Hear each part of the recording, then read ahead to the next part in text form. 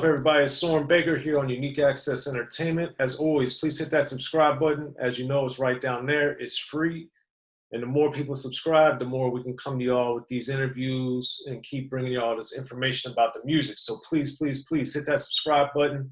Tell a friend, each one, teach one. Like, subscribe, share, talk about us, be about us. Now today, we have the honor and privilege of being joined by two gentlemen. One, Erotic-D, I've been following for a long time, and now I'm getting to know Everyday Tony, and they have a new project called Gunshot Residue. Erotic-D, of course, worked with D.O.C, worked with MC Breed, worked with everybody back in the day, and still putting out a lot of great music. So welcome to both y'all. Thanks for coming through. What's up, man? Thanks for having us. Yes, so good to meet you too, Everyday Tony, making this happen. And you guys also have the new Gunshot Residue joint album that you guys just put out. And to me, a lot of great material on there, so I want to run through a lot of it. But it just starts off with literally, no pun intended, a bang with the start of Riot. So for both you guys, but let's start with Erotic-D on the production side, what made you want to pick that song to start the album from a sequencing perspective? That's funny you asked that, man, because we had a different title for the album, but it didn't have a group name. And when I came up with the group name, to me that changed the whole layout of the album. So we had another song picked, which was Holy Water was supposed to start the album off. And when we did Start a Riot, that beat, the track that I had done that and couldn't really hear any other rapper on it really but myself, because a lot of times I make a track, I'm thinking of me or D.O.C or Dr. Dre. It got to be somebody of that caliber to carry that track. So the funny thing about you asking me about that is when Tony was in the studio after we did the lyrics to that, he saw the sequence and he was like, so that's what you putting first now? And so the reason, and I had explained to him like, hell yeah, that shit's banging. And I think I put that first because of the energy. I mean, just the way the track kicks in with no intro, no instruments, just the drums come in. I just felt like that was a perfect way to start an album called Gunshot Residue. That what we're saying is, you know, once we get done with this, we're gonna have y'all's brains and shit all over us. You know what I'm saying? So I just felt like that was the energy right there. Gotcha. And then in the chorus and throughout the song, you guys are saying different things. But for you, Everyday Tony, the thing I wanted you to address was kind of the mentality of don't telling me to calm down. There's so much going on in the world.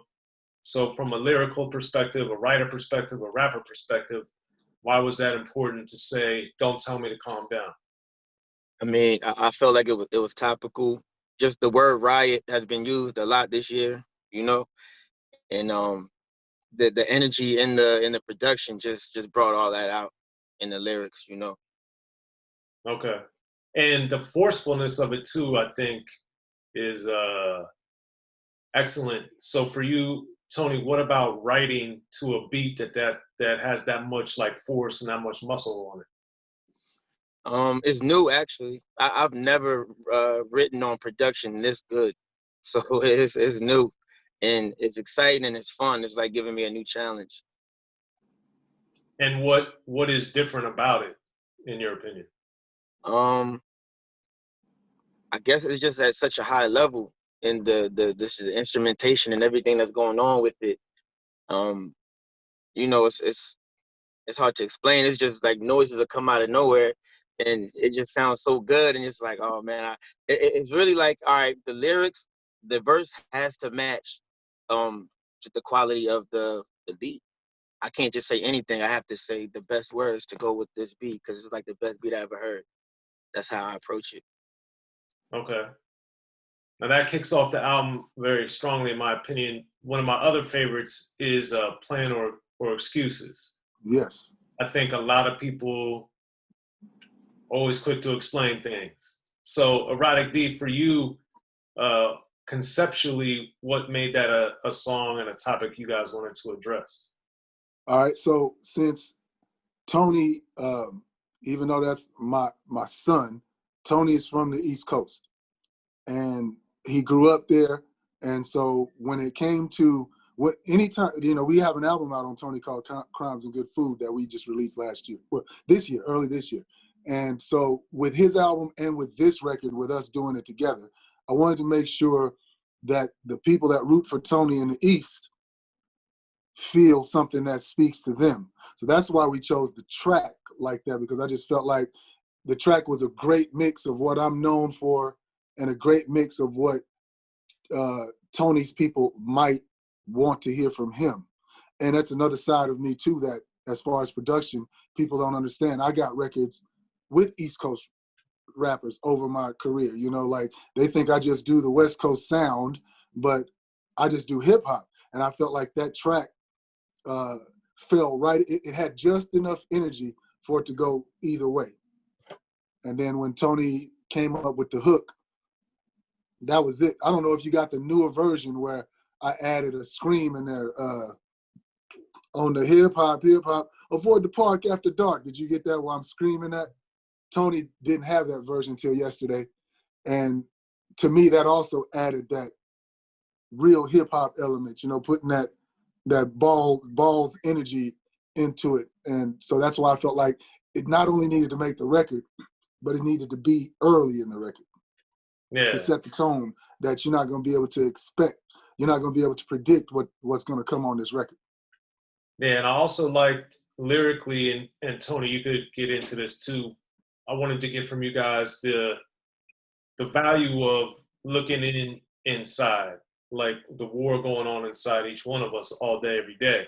So Tony, for you as a writer, what made that something interesting for you to explore?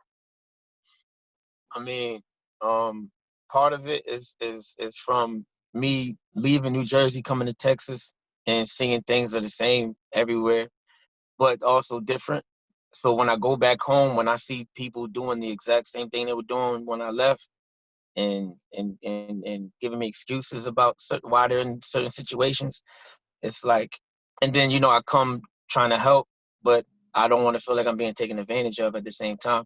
So those words was just like, yo, like I can't help you if you're not gonna help yourself. Make a plan at least, and I'll help you with your plan to execute the plan. But do you even have a plan? You have excuses, but do you have a plan?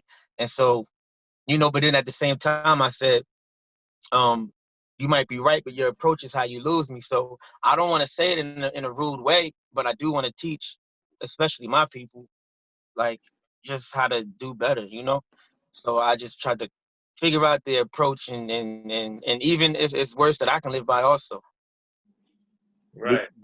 The cool thing about that particular song too, and a couple of our other songs, is Tony's message and my message are two kinds of messages rolled into one song. So let's say, for example, when you say there's a war going on inside yourself, blah, blah, blah. My verse is really a second jab at a whack-ass rapper from around here.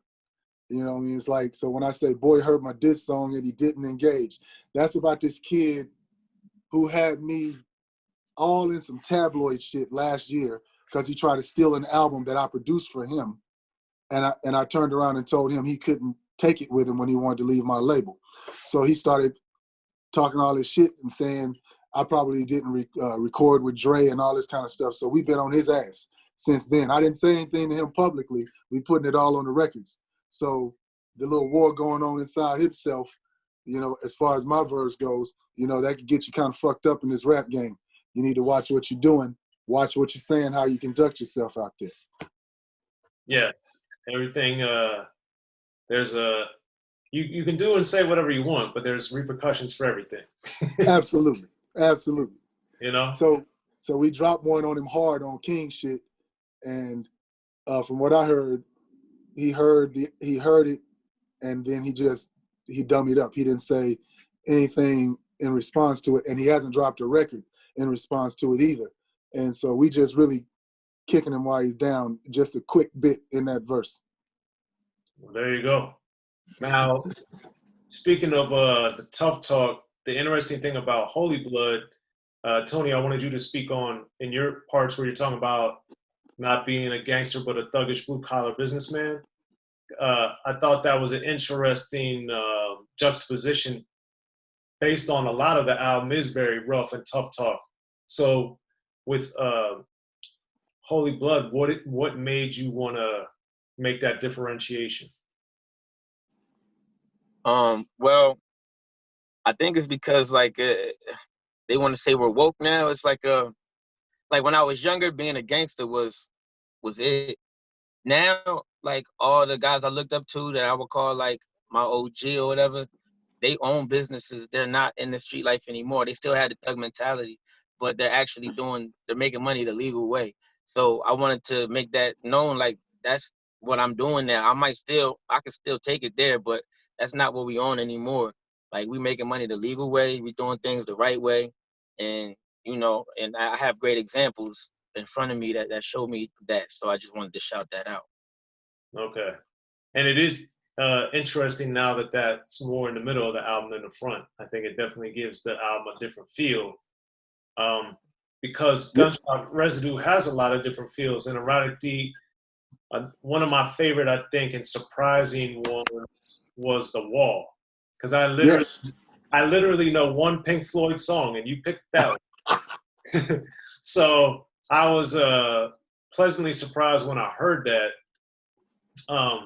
So one thing I always think is interesting as somebody that loves a lot of music is that at least I sometimes get in the trap of I only listen to rap, so I think sometimes other people do too. Yeah. As a producer, I want you to speak on the fact of drawing from a Pink Floyd or drawn elsewhere in the album, you draw from 50 Cent or Little John or whoever. So explain why it's important as a producer to listen to so many different genres and styles and feels. That's a great question, man, because in the build up to my career, my father was sort of a DJ in our house, and he would have company over all the time. And he had Pink Floyd, he had Black Sabbath, he had. Matter of fact, speaking of Black Sabbath, one of my all-time favorite songs is "Sweet Leaf," and so I always said I was going to replay that. And so my dad had everything from that to The Big Payback to Stevie Wonder, Songs in the Key of Life, and it just became part of my life to be listening to music from an artistic point of view, more than a genre point of view. Like, you limit yourself when you think that the only good songs are the genre that you listen to. And when I started listening to country music and when I started listening to rock music, I realized these guys were better writers and better instrumentalists than rap was at the time that I started doing it. I won't say they're better than, a Stevie or somebody like that. That goes without saying. But music as a whole, when you're dealing with real songwriters and real musicians, there's great music outside of the genres we listen to. And I tell this to people who say they don't listen to rap music. I tell them, if you don't listen to rap music, then you ain't heard none of my stuff. Because what you're thinking is we all on the low end 808 spectrum and all that.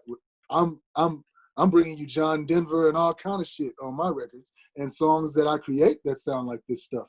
So it's important to me for a producer to understand how instruments work, what role an instrument plays in a record. I remember one time bringing a record when I was working with Dre in the early days. I brought a record to sample, and me and Dre were both listening to that record like, what is that sound? It ended up being a Rhodes, but we didn't have that on our new aged keyboards. We didn't have the vintage Rhodes, so neither one of us knew what that sound was, but we knew we didn't have it, and we couldn't remake this record without that. So when you start, as a producer, you start getting to understand what instruments can do, what spaces they take up, and all that, you tend to search for that in all music.